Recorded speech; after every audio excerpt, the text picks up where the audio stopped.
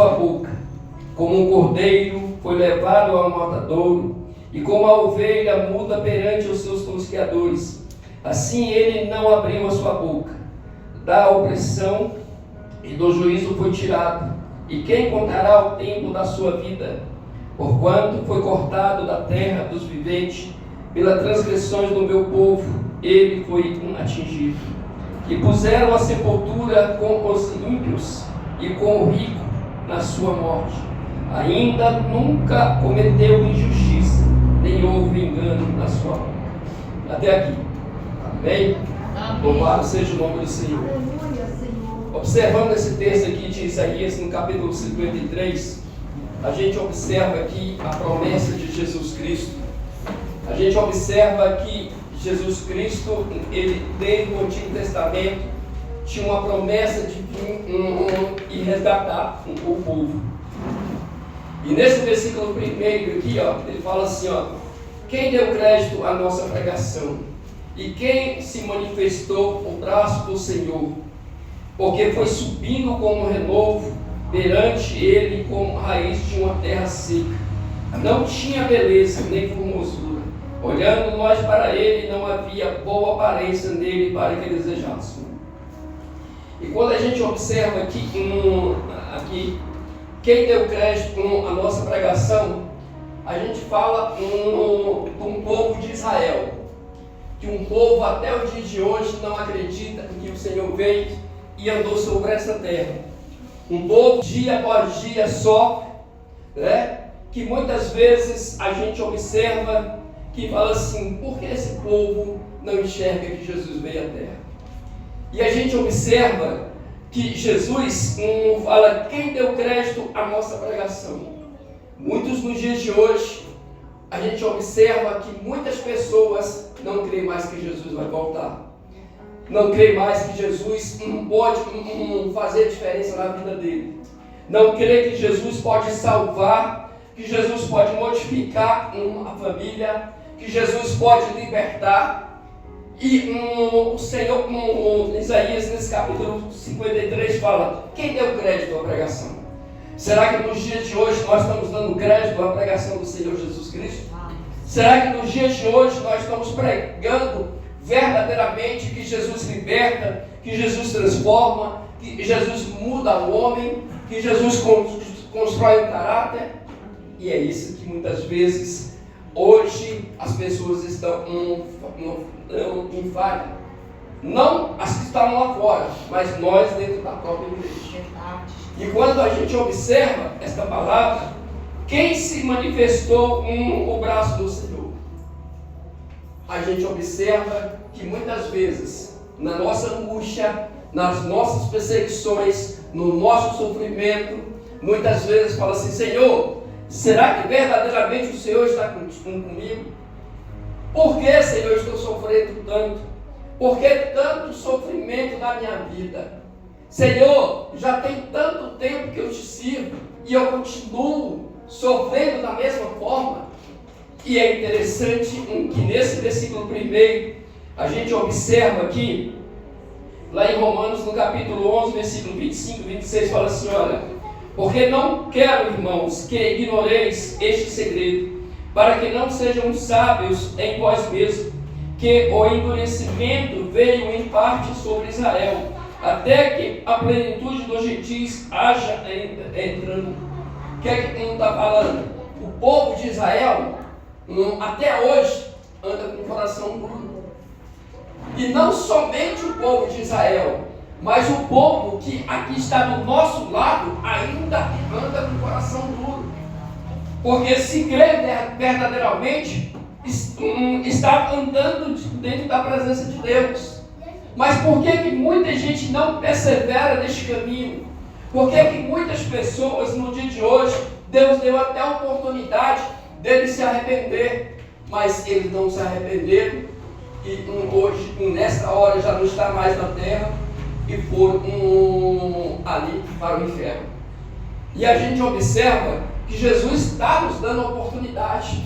Todos os dias o Senhor fala, meu filho, hoje te coloquei um novo dia. Senhor, hoje verdadeiramente o Senhor está me dando uma nova oportunidade? Quantos agora, nesse exato momento, as pessoas que estão nos hospitais gostariam de estar aonde que você está sentado e não tem essa oportunidade? Por quê? Porque muitas vezes negaram ao Senhor. Muitas vezes falam, eu não vou para o culto porque estou fazendo isso, estou fazendo aquilo, né? Eu não vou no culto porque, olha, aconteceu isso e isso. E o reino de Deus, aonde que está? Qual o lugar que verdadeiramente nós estamos nos colocando? A Bíblia fala que nós temos que colocar o reino de Deus em primeiro. E se colocamos o reino de Deus em primeiro e não praticamos o que é primeiro, estamos errados. E quando fala aqui, olha, na palavra de Deus fala assim, era desprezado e mais rejeitado entre os homens. No versículo anterior, como fala assim, olha, não tinha beleza nem formosura. Observa bem que quando ali Judas estavam para negar Jesus Cristo, ele teve que fazer um ato que verdadeiramente, quando eu estava lendo, né, eu falei, sim, verdadeiramente é verdade. Jesus, ele teve que falar assim, olha, eu vou até ele e vou beijar ele. Porque todas aquelas pessoas que estavam próximas de Jesus, creio eu, no meu entendimento, eram parecidas no sofrimento. Porque se você pegar hoje, ir lá para o Nordeste, pegar uma pessoa de 40, 50 anos que trabalha na roça, é uma pessoa sofrida. O rosto dela já mostra um sofrimento muito grande, né? E se você olhar ali, aqueles parentes ali, um do lado do outro, na mesma idade, são pessoas parecidas no sofrimento, né? Mas Judas teve que fazer o quê? Não, eu vou beijar ele. Porque a Bíblia fala que ele não tinha formosura. Porque muitas vezes o que se apresenta, Jesus de olhos verdes, a pele clarinha, né? Que inventaram esse Jesus que não existe na palavra de Deus. Porque a palavra fala que ele era sem formosura. Sem formosura é o quê? Uma pessoa que não é bonita. E a gente observa aqui, assim fisicamente, que o Senhor, ele quer que eu e você enxergue as obras. E uma coisa que em Jesus era maravilhoso, lindo, era no que fazia, nas obras que fazia. E as pessoas, muitas vezes, né, elas estão olhando mais para as obras do que para o Senhor. As pessoas não procuram conhecer Jesus Cristo. Mas quando observa, olha, ali em tal igreja, vai ter uma campanha assim, assim, assim, assim. Olha, ali em tal igreja vai ser assim, assim, assim. Uma vez eu estava falando para o irmão, se nós passarmos 10 anos da nossa vida fazendo campanha, as pessoas, você pode observar que não mudam o caráter, não formam o caráter de um cristão verdadeiro. E formar um caráter de cristão verdadeiro é que muitas vezes o quê? É participar de um culto de ensinamento da palavra. Aleluia. Por que muitas pessoas desprezam o culto de ensino da palavra? Por que o culto de ensino da palavra não é cheio? Por que as pessoas não se dispõem a ler Bíblia? Por que as pessoas não querem mais orar? Né? Não estou falando de quem é aqueles que estão lá fora, não. Nós estamos falando daquelas pessoas que estão aqui dentro, daqueles que se disservam. E quando a gente observa esse texto aqui de Isaías 53, nós observamos o quê? Da formosura que é o Senhor Jesus Cristo, do que Jesus fazia, né, dia após dia. Observa aqui, olha, lá em Mateus, no capítulo 26, 48, fala assim, ó, e o que eu traía, tinha lhe dado um sinal, dizendo, o que eu beijar esse, prendei. Ele tinha que mostrar para os guardas quem era Jesus. Jesus, se eles olhassem ali, ninguém conhecia Jesus. E quando Judas teve que fazer esse ato, porque ele falou assim, peraí, eu vou mostrar para vocês. E muitas vezes Jesus quer mudar a sua vida. Muitas vezes Jesus quer transformar a sua vida, mas nós mesmos não deixamos. Nós mesmos olhamos e queremos e colocamos impedimento. E nós não podemos colocar impedimento. Jesus ele está de braços abertos. Mas para Jesus estar de braços abertos, a gente precisa verdadeiramente, fazer o querer de Deus. Quando a gente observa aqui no texto, aqui, olha, era desprezado e mais rejeitado entre os homens de dores, e experimentaram o sofrimento, e um de que os homens escondiam o rosto, era desprezado, e não fizemos nele caso algum. Quantas pessoas que falam assim, olha, Jesus não sofreu o que eu estou sofrendo. Jesus não sofreu. Jesus não está passando, nunca pode dizer as dores. O que a palavra fala? Ele era experimentado na dor.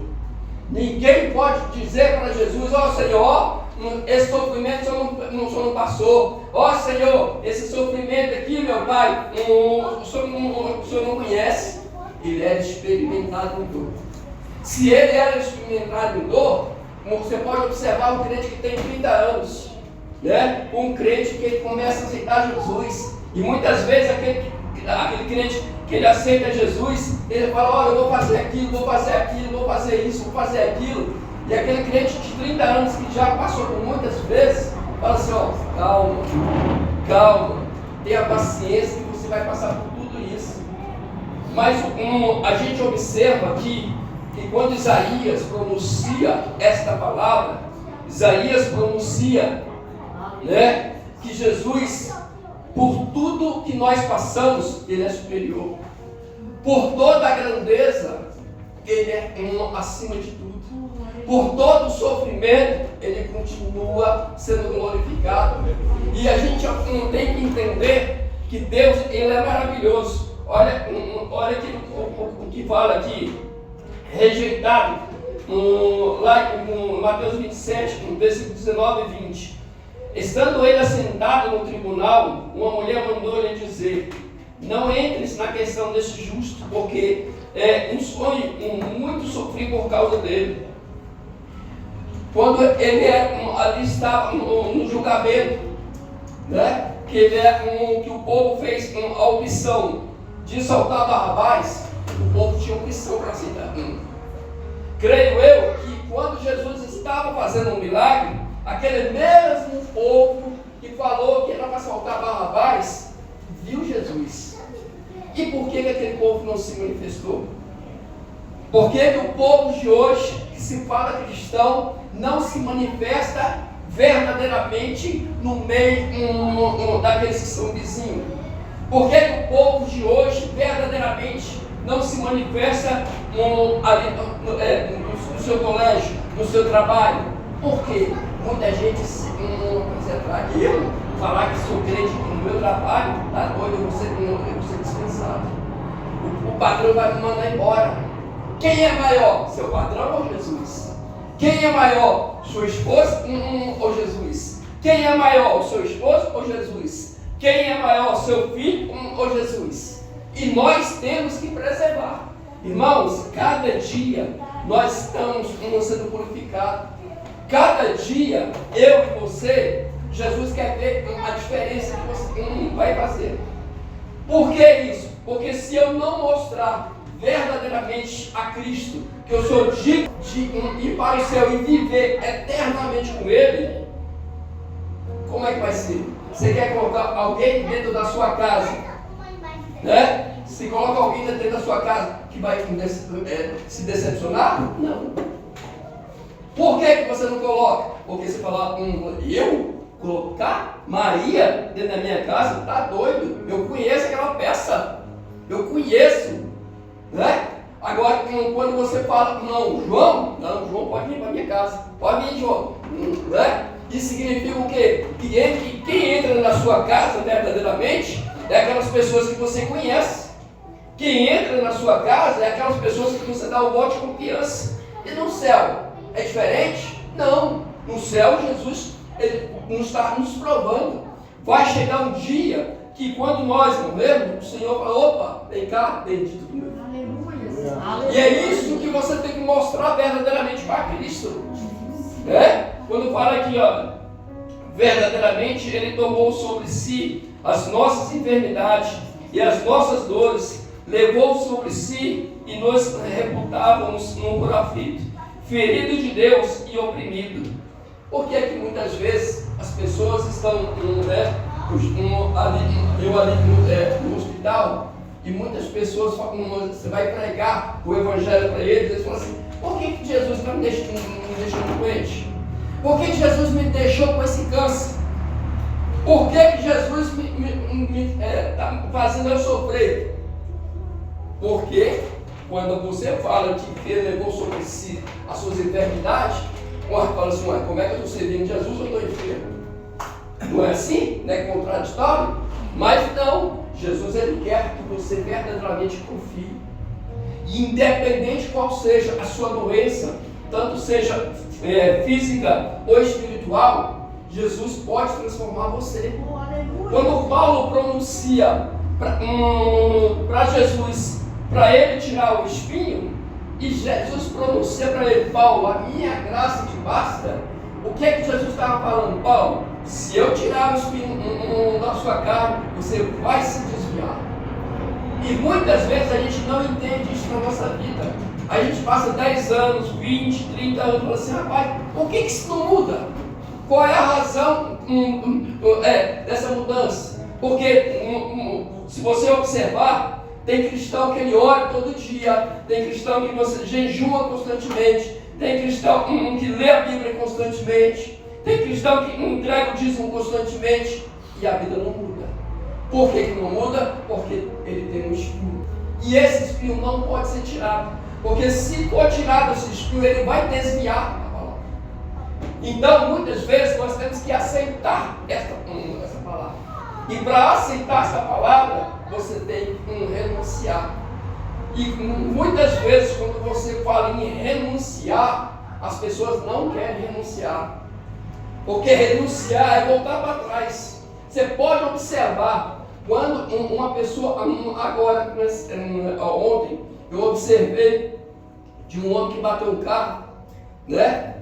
E ele chegou e pronunciou assim, olha, é muito difícil você querer voltar. Mas uma coisa eu aprendi, você pode observar que aquele atleta, enquanto ele é acostumado a pular um salto alto, né?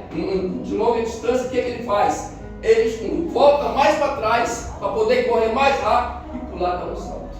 E muitas vezes é necessário a gente voltar, né? Para poder pular mais alto. E a gente observa aqui, olha, na palavra, quando fala assim, olha, todos nós andávamos desgarrados como ovelha, cada um se desviava pelo seu caminho, mas o Senhor fez cair sobre ele a iniquidade de nós todos. Observa hoje, irmãos, tem muitas pessoas no dia de hoje, elas não querem ser subordinadas a pastores. Elas não querem, quando você fala assim, olha, irmão, você tem que congregar, até está doido. Eu não sou submissa a homem, não.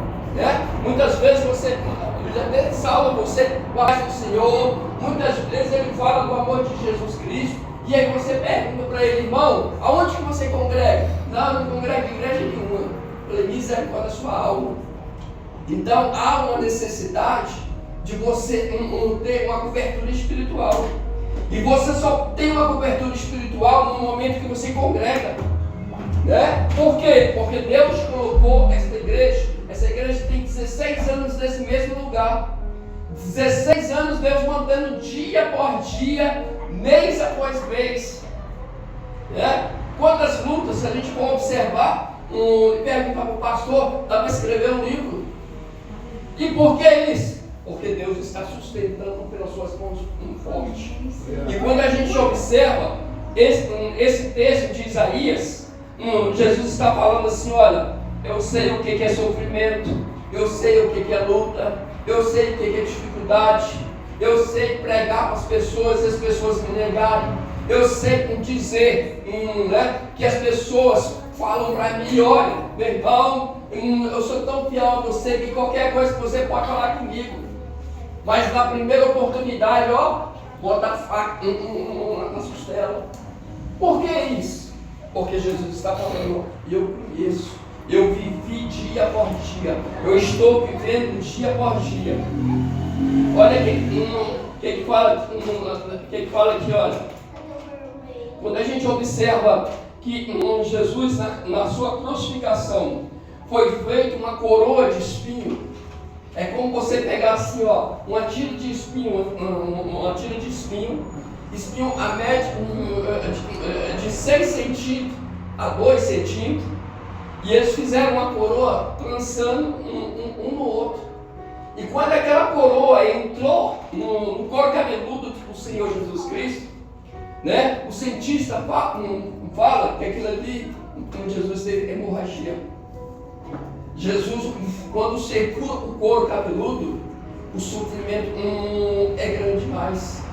E a gente observa, a gente olhando os detalhes de tudo.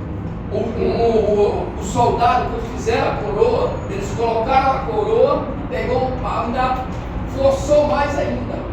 Significa o quê? Que os espinhos entraram mais na cabeça deles. E muitas pessoas, não valoriza isso. E eu e você tem que valorizar esse sofrimento. Um sofrimento, irmãos, que ele não precisava passar. Um sofrimento por mim e por você. Um sofrimento, se a gente observar, fala assim, por que a gente deixou tanto Jesus sofrer? Mas ele sofreu. Por amor a você, por amor a cada um de nós. E eu tenho a obrigação de reconhecer o caráter do Senhor. Eu tenho por obrigação exaltar o nome do Senhor, porque não tem nada na minha vida que pague o que Jesus fez. Porque quando a gente observa aqui, olha, da opressão e do juízo foi tirado. E quem cortará o tempo da sua vida? Quem cortará o tempo? Quem sabe a idade de Cristo? E a gente observa que as pessoas estão se afastando muito. Semana passada eu vi um homem no centro de São Paulo e ele perguntava a várias e várias pessoas: você sabe quem é Jesus? As pessoas não sabem. Você quer conhecer Jesus? Também não quer saber. Com a arrogância tão grande que eu fico falando assim: um dia aquelas pessoas vão chegar no dia do juízo final.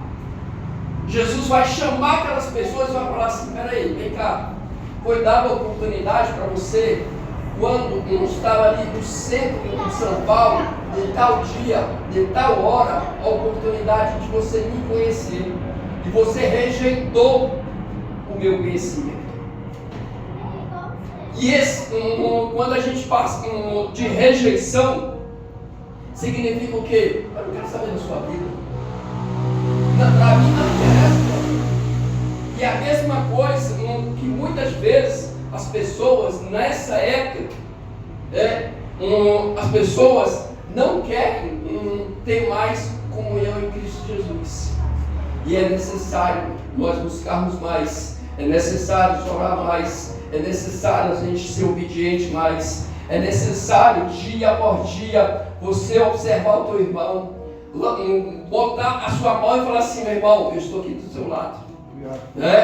Quando fala aqui, olha, no versículo, em Ezequiel, no capítulo 34, versículo 11 e 12, fala assim: olha, porque assim diz o Senhor Deus, eis que eu mesmo procurarei minhas ovelhas e as buscarei. O que Jesus está falando? Tem muitos pastores que estão deixando as suas ovelhas. Tem muitos pastores por dinheiro, por status, estão deixando verdadeiramente ele fazer o papel de pastor. E aquelas ovelhas estão sofrendo, estão ali angustiadas e falando: Senhor, o que é que eu vou fazer? E a palavra, quando a gente observa no Ezequiel, que ele mesmo vai resgatar essas pessoas. Porque se a gente olha muitas vezes, irmãos, eu falo sempre, ontem eu falei, olha, para você ter um pastor compromissado na obra, hoje em dia é muito pouco.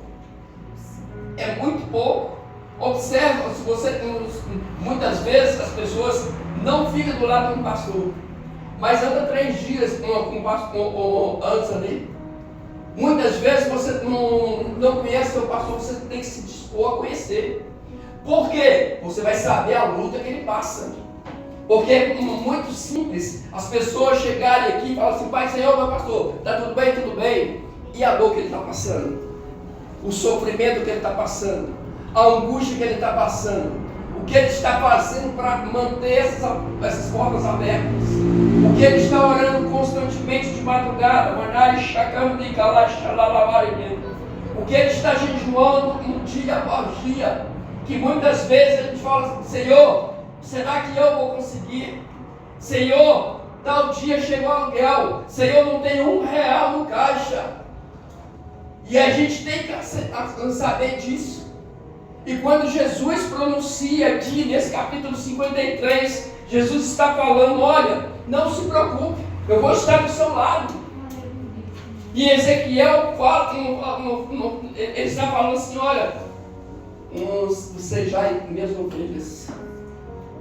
E para ser ovelha, irmãos, você pode observar, ovelha não é um bicho rebelde. Ela está ali dia após dia, chuva, possa sol, ela continua sendo obediente. Eu tenho um sonho que um dia eu vou trazer uma ovelha e um bode para a igreja, para mostrar a diferença dos dois. Viu? Porque realmente a gente observa, porque o povo muitas vezes não. A gente fala muito, mas uma coisa é falar e outra coisa um animal aqui, outro animal ali.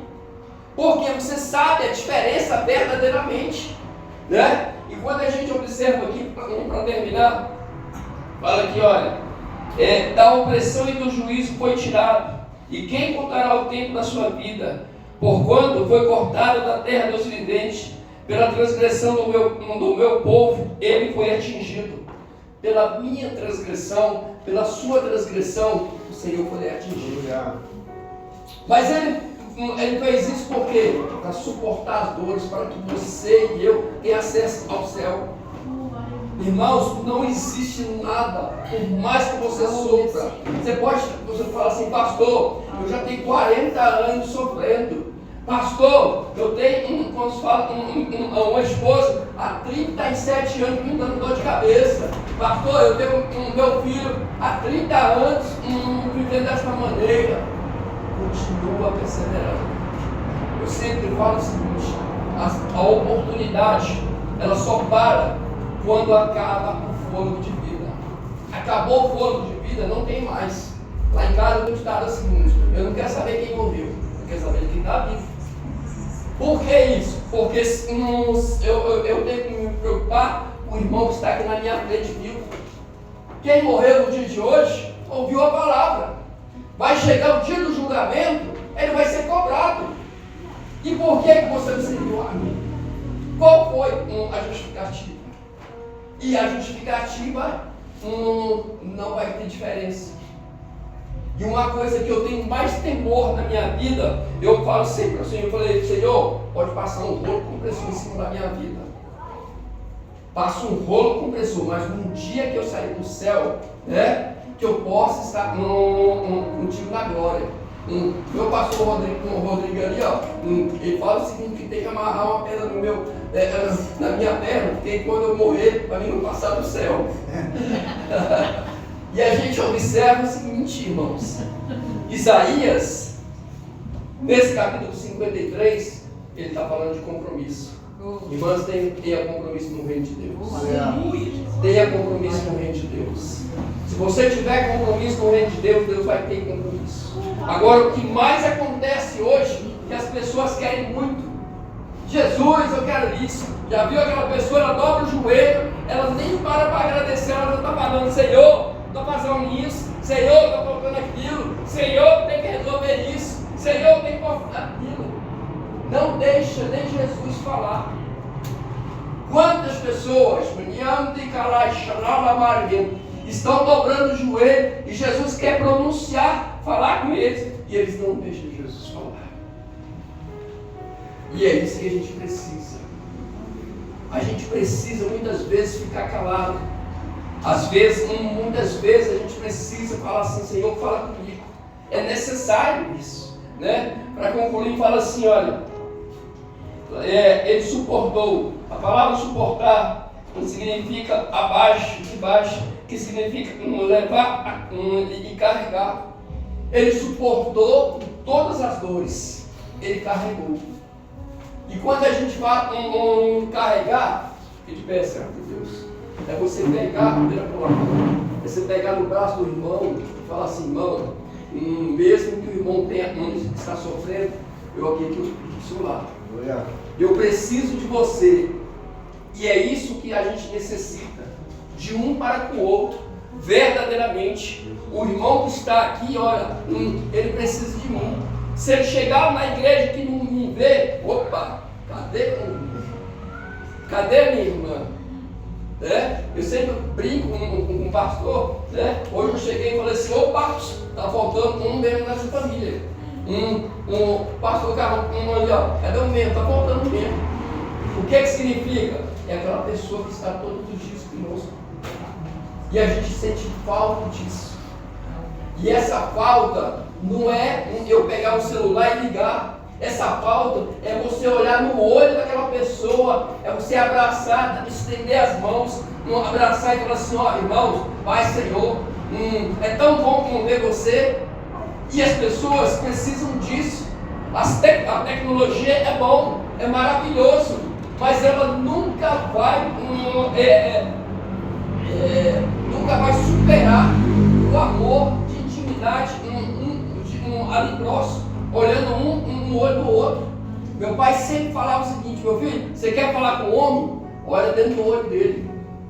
E é isso que nós precisamos, verdadeiramente. Por quê? Porque nós que somos igreja, é necessário, né? Quando fala aqui, olha, quem o condenará? Pois é Cristo quem morreu, ou antes quem ressuscitou dentre os mortos, qual está à direita de Deus, e que também intercede por nós. Irmãos, não se preocupe. É Jesus que zela da sua vida.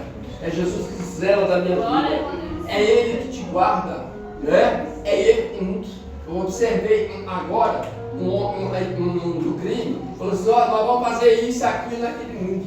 Eu falei assim: isso é um pobre pecador. Porque se Jesus chegar ali, ó, lançar um anzol e puxar um corpo de vida, aquele homem vai ser desmontado. Irmãos, nós não somos nada. Quantas pessoas fizeram um compromisso de levantar hoje e falaram: olha, 10 horas eu vou estar aí na sua casa, assim, assim, assim. Olha, meio-dia eu vou almoçar assim, assim, assim, assim. Prepara a comida. E ele já não almoçou, ele já não fez mais aquele compromisso, porque ele já não está mais na terra. Então é necessário verdadeiramente nós estar com o Senhor. E estar com o Senhor é fazer obediência. Estar com o Senhor é dia por dia perseverando. Eu sei que, olha, irmãos, nós estamos num tempo difícil. Eu digo para os irmãos, nesses anos de evangelho, parece que cada vez mais nós temos que orar muito mais. Nós temos que ler palavra muito mais. Por quê? Para que a gente não seja enganado. Eu falo sempre com o pastor Rodrigo, falei assim: pastor Rodrigo, nós temos que orar mais. Porque, irmãos, se nós não orar, nós não vamos suportar o que esteja para vir. Não é brincadeira. O diabo todos os dias ele levanta no propósito de abater sua vida. Todos os dias ele levanta no propósito de derrubar o cristão. Todos os dias ele levanta no propósito de investir na vida de pastores. Você pode observar, quem mais sofre de cristãos não são pastores. Por quê? Porque onde é mais visto, né? Porque quando um pastor cai, quantas ovelhas não caem? Porque elas estão aonde os olhos, muitas vezes não está em Cristo, está em pastor. E é isso que é necessário, você todos os dias, antes de você mandar e calar e charar a antes de você fazer a primeira oração para você, faça para o pastor. Quando eu chego todos os dias aqui, uma primeira pessoa que eu lembro é do pastor. Isso significa o quê? Porque eu sei, a gente observa a carga que ele observa aqui que ele olha, se eu perguntar para o pastor ali agora, as pessoas que faltam, ele tem na ponta da língua, porque ele conhece as suas ovelhas. Então é necessário você buscar, é necessário você fazer um compromisso com ele. Amém? Eu agradeço a oportunidade em nome de Jesus. Amém. Glória a Deus. Aleluia.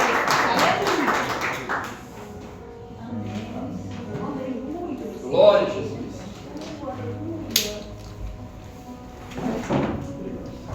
Glória a Deus. Deus abençoe. Em nome de Jesus, a vida do nosso pastor.